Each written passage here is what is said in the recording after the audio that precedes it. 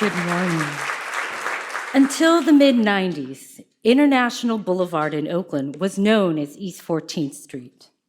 It's the main thoroughfare that runs east of Lake Merritt to the San Leandro border, and it's where my father, a Filipino immigrant and an engineer by trade, owned a body shop.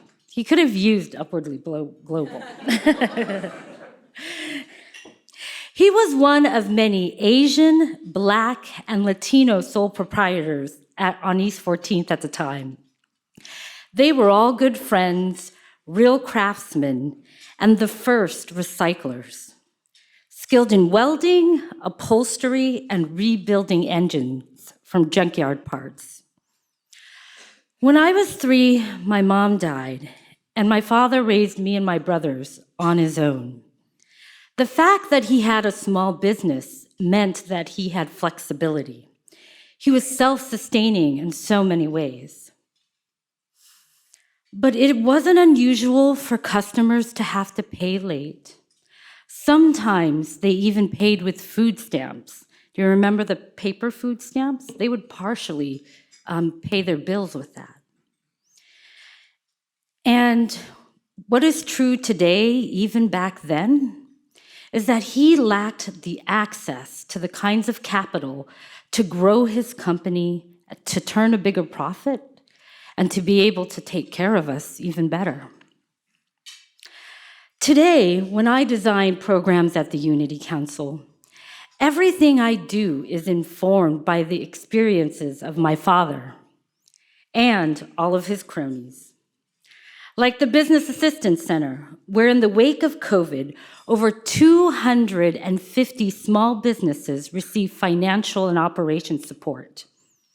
We opened a center that allowed them to come and get technical assistance, to process the impacts of COVID on their businesses, and to find accountability. The Unity Council serves over 12,000 people a year in our housing, education, and employment programs. But this intensive, one-on-one model is the common thread. It's the same approach that changed my life 10 years ago. After starting my career in the nonprofit, I had moved to Guam to get closer to my Chamorro roots. When I returned to the Bay Area with my son on my hip, the cost of a one-bedroom apartment had doubled. It was the middle of a recession, and I was struggling with postpartum depression. Having a family here in the Bay Area left me destitute. And I thought I had beaten the odds, but here I was. I confided in a friend, and he said, "Go to Foothill Square and talk to somebody from the Unity Council." The next day, I remember forcing myself out of bed. I remember bringing that stroller on the bus to Foothill Square and all the mothers with their babies strapped to their backs. I remember how Christina Ramirez Fonua spent 2 hours with me filling out the application. Now, I'm not the typical client. I grew up knowing the statistics from kids of my zip code, which, by the way, is 94603. And I did everything I could to avoid that path. I have a college degree, and I supported myself for years before I had a family. But in that moment, filling out that application, I felt so much shame. But Christina, she just listened, and she said, "It's okay to ask for help." Now, everyone in this room has gone through their own version of the hero's journey. How many of you are all familiar with the hero's journey?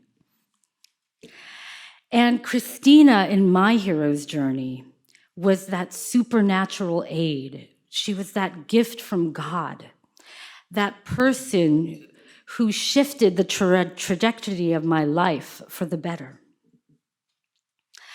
I got so much through the Unity Council. I enrolled my son in Head Start and got an early assessment of his learning needs. With my daughters, I got prenatal home visits, and they joined Head Start too.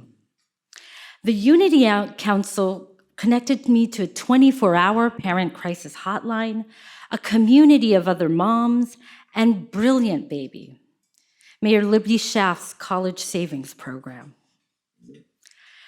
Research shows that 80% of brain growth happens in the first 3 years of life. Kids in Head Start, like my own son, can get early interventions for developmental needs or for developmental delays. We know that they graduate high school and college at higher rates and are far more likely to be financially independent as adults. It's why Tipping Point has doubled down in its efforts to support this work. They provided seed funding, a new state-of-the-art data management and analysis system, an associate director to oversee it, and training for staff at all levels.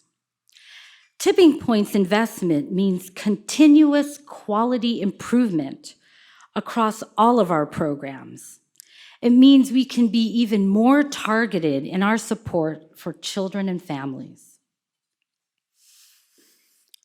Signs of disinvestment still exist in East Oakland today.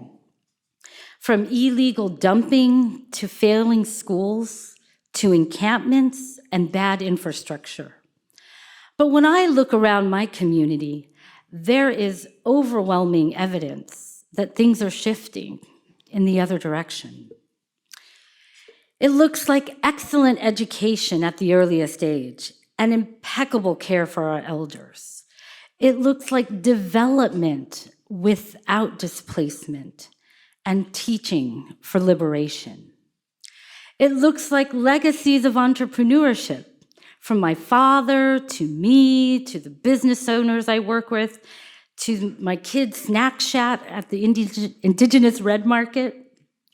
And it looks like funders who hold a multi-generational vision. The investments made in me are paying back dividends.